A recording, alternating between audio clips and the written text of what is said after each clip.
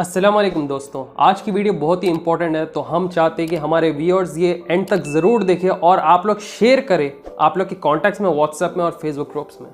दोस्तों आज की वीडियो है सावरकर के बारे में, जिसे द फाउंडर ऑफ आरएसएस भी कहा जाता है। दोस्तों इंडिया में दो किस्म के लोग हैं, एक जो सावरकर को अपोज करते हैं और उसे कहते हैं कि ब्रिटिशर्स का गुलाम था, स्पाई था और माफ़ी के खतनामे लिखता था। दूसरी ओर इसे वीर सावरकर के नाम से जाने जाते हैं और इसे कहते हैं कि ये फ्रीडम स्ट्रगल के इंडिया में हिस्सा लिया और इंडिया को फ्रीडम दिलाने में इसका एक बहुत बड़ा हाथ था। तो दोस्तों आज हम सावरकर की रियलिटी बताएंगे और हम जितने भी चीजें इस वीडियो में बोल रहे हैं ये सब आर्टिकल्स, पब्लिश्ड फैक्ट्स है। तो हम अपना पर्सनल ओपिनियन इसके अंदर बिल्कुल भी नहीं दे रहे।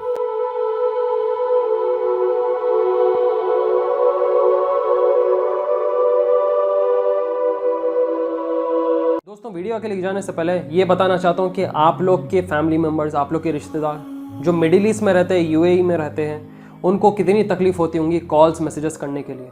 ये लोग क्या करते हैं, थर्ड पार्टी एप्लीकेशंस यूज़ करते हैं, जिसकी वजह से वो सीधे से उनके फैमिली मेम्बर से, माँ बाप, हस्बैंड वाइफ बात नहीं कर पाते, ना चैट कर सकते। तो एक बहुत ही ज़बरदस्त चीज़ बोलूँगा, वीडियो शुरू करने से पहले आप लोग तवस्सल सुपर ऐप को डाउनलोड करें। ये एक सिक्योर मल्टीपर्पज़ मैसेंजर है और लाइफस्टाइल एप्लीकेशन है, जिससे आप इजीली कॉल्स कर सकते हैं, मैसेजेस कर सकते हैं, ऑडियो कॉल्स, वीडियो कॉल्स। इतना ही नहीं, ग्रुप्स भी बना सकते हैं 1000 लोगों का, और ये इलीगल नहीं है।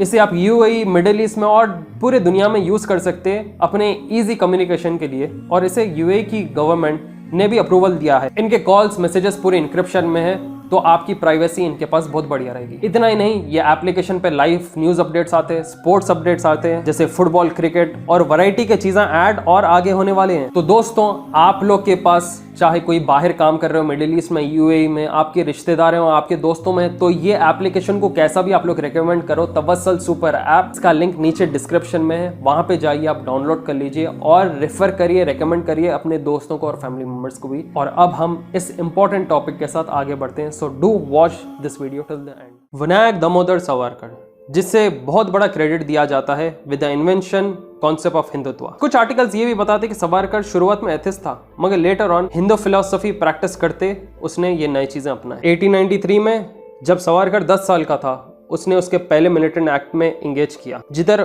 वो उसके स्टूडेंट्स के साथ मिलके अटैक करता है गांव की मस्जिद को, और इसके बाद ही हिंदू मुस्लिम दंगे शुरू होते हैं। दोस्तों सिर्फ 19th सेंचुरी नहीं, उससे पहले भी कुछ इवेंट्स होते हैं। आइए अब हम कुछ कॉन्सेप्ट्स जो कि आज के वक्त के हिसाब से इसके इम्प्लीमेंट किए जा रहे हैं, हम आपको बताते हैं। सावरकर कहता था कि हिंदुत्व और हिंदुइज्म दोनों अलग चीज है। वो कहता है हिंदुइज्म खाली एक पार्ट है हिंदुत्व का, और ये चाहता था एक पेट्रियोटिक और सोशल यूनिटी आए हिंदू कम्युनिटीज में।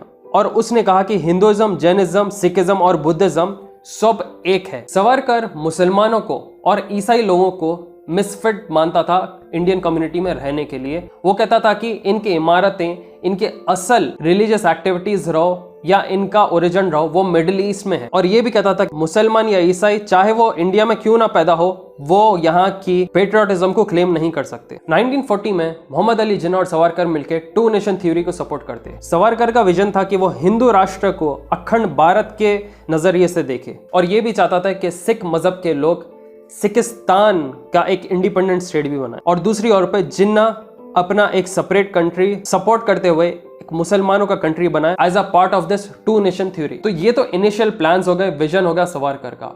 अब लोग इससे ब्रिटिश पपेट क्यों कहते हैं? माफी का खतनामा, मल्टीपल टाइम्स ब्रिटिशर से माफी मांगना, फिर लेटर ऑन जेल से बाहर आके एज अ स्पाई काम करना। आर्टिकल्स के हिसाब से सावरकर ने माफी के खतनामे ढेर सारे लिखे थे ब्रिटिशर्स को। आर्टिकल्स के हिसाब से ये कहना है कि सावरकर मुसलमानों को एज अ ट्रेटर मानता था, और ये कहता था कि पुलिस में और इंडियन आर्मी में मुसलमानों को जगह ना दी जाए, क्योंकि ये कभी भी धोखा दे सकते हैं। और सावरकर यही बात पे गांधी को क्रिटिसाइज करता था कि वो इंडियन मुस्लिम्स का ऐसा साथ क्यों दे रहे हैं। तो आप लोग देखे होंगे कि 2014 ये साल के बाद कभी भी गांधी को सोशल मीडिया पे, मूवीज में प्रमोट नहीं किया जाता। गांधी को, जिसे असल फादर ऑफ इंडियन नेशन कहा जाता है, उन्हें पेश नहीं किया जाता, ना उनके बारे में जिक्र होता है, क्योंकि आप लोग को तो मालूम होगा कि रूलिंग गवर्नमेंट इनके फैमिली को अपोज करती है। आर्टिकल्स ये क्यों कहते हैं कि सावरकर जस्टिफाई करता है रेप को? क्या ये आइडियोलॉजी रेप को एक टूल के वैसा यूज करती है? सावरकर की एक किताब है जिसे कहा जाता है 6 glorious epochs of Indian history, जो कि मराठी में लिखी गई थी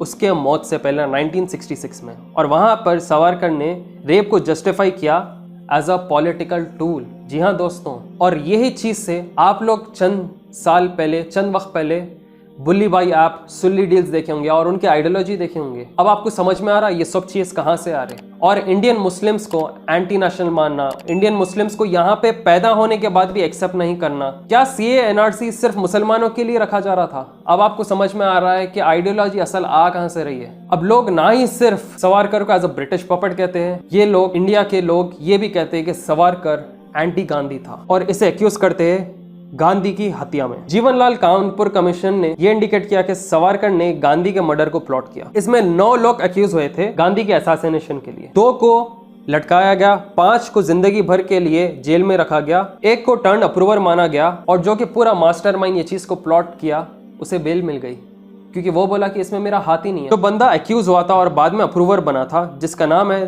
दिगंबर, उसने ये कहा कि वो गॉडसे और आप्टे के साथ मिलकर सावरकर के रेसिडेंस को गया था गांधी के हत्या से 16 दिन पहले। वहां पे गॉडसे और आप्टे ने दिगंबर को नीचे रुकने को कहा और ऊपर सावरकर के घर पर गए। जब गॉडसे और आप्टे मिलकर नीचे आ रहे थे सीढ़ी के, सावरकर का मराठी में यह कहना था कि कम बैक विद सक्सेस। और आप्टे के बीच ऐसी क्या डिस्कशन हुई कि वो सीढ़ी के नीचे आते हुए बोल रहा है कि कम बैक विद सक्सेस और कि 16 दिन बाद ही गांधी की हत्या हो जाती है। और ये स्टेट्समेंट हमारे पर्सनल ओपिनियंस नहीं है, ये स्टेट्समेंट दिगंबर के है जो कि गॉडसे और आप्टे के साथ मिलकर सावरकर के घर पर गया था। पता है आप लोग को, सावरकर ने गॉडसे को 1944 में तकरीबन 15,000 रुपए दिए। उस वक्त पे सिर्फ 5 रुपए, 6 रुपए, 10 रुपए में पूरे घर का राशन आ जाता था। तो इतने ज्यादा पैसे पहली बात सावरकर के पास आए कहां से, ये फंडिंग हुई कहां से? और दूसरी चीज, गॉडसे को इसने उस वक्त में ₹15,000 क्यों दिए? इसलिए दिया क्योंकि ये एक न्यूज़पेपर चालू कर सके और उसका नाम हो अग्रणी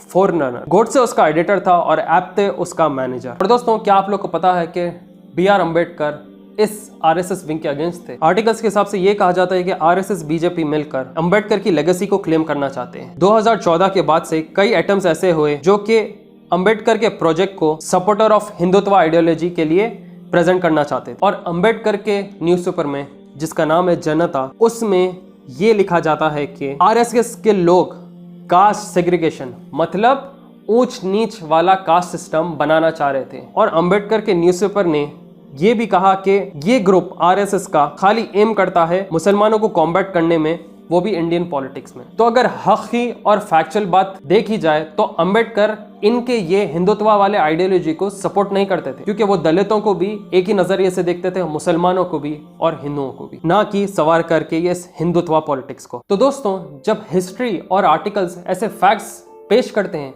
तो आज के वक्त में इसकी आइडियोलॉजी क्यों लोगों पे फोर्स की जा रही है और क्यों इसे movies, social media groups hero बता रहे हैं? वो इसलिए क्योंकि लोगों को हक चीज पता है। और आप लोग को तो मालूम होगा कि मीडिया और मूवीज को यूज करके किसी को भी डिफेम कर सकते हैं और कोई भी विलन को एज अ हीरो भी पेश कर सकते हैं। आप लोग को तो पता होगा कि बायोग्राफी मूवीज इनके बारे है और इसका जोर शोर इनके ही IT सेल्स करते जा रहे हैं। तो क्या पॉजिटिव इमेज सावरकर की लोगों के दिमाग में बैठा के उसकी आइडियोलॉजी को लोगों के दिमाग में एकदम फिक्स किया जाएगा? राजस्थान के नए टेक्स्ट बुक्स ने बोर्डिंग स्कूल्स में सावरकर को ग्लोरीफाई भी किया और कहा कि हीरो आइकॉन है और बहुत बड़ा रोल रहा फ्रीडम स्ट्रगल के इंडिया में। तो क्या जब हमें इतने सालों से 2014 से पहले हिस्ट्री बुक्स में पढ़ाया जा रहा था, क्या वो सब गलत था और अब नई चीजें पेश किए जा रहे हैं? क्या ये फोर्स आइडियोलॉजी है? तो अब सब्र करो और इनका स्लोली आइडियोलॉजी इंप्लीमेंट होते हुए आप देखते जाओ, क्योंकि इनकी आइडियोलॉजी में मुसलमानों को अनफिट माना गया, मिलिट्री ग्रुप्स में, पुलिस ग्रुप्स में सिटीजन नाम मानने को कहा गया। क्या बुल्ली भाई ऐप, सुली डील्स इनके आइडियोलॉजी के थ्रू ही आते हैं? क्योंकि सिंस इनके किताब के स्टेटमेंट्स इनके आइडियोलॉजी को हम पास के रीड कर रहे हैं, वो शायद आहिस्ता आहिस्ता अब के वक्त में मॉडर्नाइज तरीके से इंप्लीमेंट हो रहे हैं। आप लोग मानेंगे नहीं, यही सेम चीज थियोडोर हर्जल भी करता था और उसके बारे में भी हम वीडियो बनाएंगे फ्यूचर में, जो कि फादर ऑफ ज़ायनिस्ट था। ये भी देखिए आप लोग इमेज, जो कि PM नरेंद्र मोदी नेतन्याहू के साथ father of Zionist Theodor Herzl की खबर को विजिट करते हैं and he is the only one prime minister to visit the grave of father of Zionist। Same ideology father of Zionism and founder of RSS की और same हरकतें, same tactics. दोस्तों, आप क्या सोचते हैं इसके बारे में कमेंट करके जरूर बताएं नीचे कमेंट सेक्शन में, और ज़्यादा से ज़्यादा शेयर करिए व्हाट्सएप ग्रुप्स में, फेसबुक ग्रुप्स में और जहां पर आप शेयर कर सकते हैं इस हकीकत को बताने के लिए। हम ये कहना चाह रहे हैं कि इसमें हमारा पर्सनल ओपिनियन कुछ भी नहीं है, ये पब्लिश्ड आर्टिकल्स के बेस्ड फैक्ट्स है और फैक्चुअल चीज़ें हम आपके आगे रख रहे हैं। अब जिन्हें बिलीव करना है वो बिलीव कर सकते हैं, जिन्हें नहीं करना है वो नहीं करें और आईटी सेल्स में बिलीव करें। तो वीडियो ज़रूर शेयर करें, लाइक करिए, ज़्यादा से ज़्यादा कमेंट करिए और हमारे मीडिया टीम को भी आप लोग सपोर्ट दिखाइए, बहुत मायने रखता है ये हमारे लिए। इतने सारी चीज़ें कवर किए हैं हमने इस वीडियो में और the father of Zionist Theodor Herzl के बारे में भी वीडियो आने वाली है और इनकी और उसकी सिमिलैरिटीज़ भी हम आपको बताएंगे। तो दोस्तों वीडियो एंड करने से पहले एक रिमाइंडर ये भी दे दूंगा कि तवस्सल सुपर एप्लीकेशन डाउनलोड कर लिए और यूएई, मिडिल ईस्ट में या पूरे दुनिया में आसानी से अपने दोस्तों के साथ बात करिए। इसका लिंक आपको मिल जाएगा नीचे डिस्क्रिप्शन में। HD में वॉइस कॉल्स और सुपर कॉल्स करिए। दुआ में याद रखिए TBV टीम को और हमारे इस काम को सपोर्ट करें, आप शेयर करें ज़्यादा से ज़्यादा। फिर आएंगे जल्द एक नई वीडियो के साथ। दुआ में याद रखें। मैं till then take care and मास्सलामा।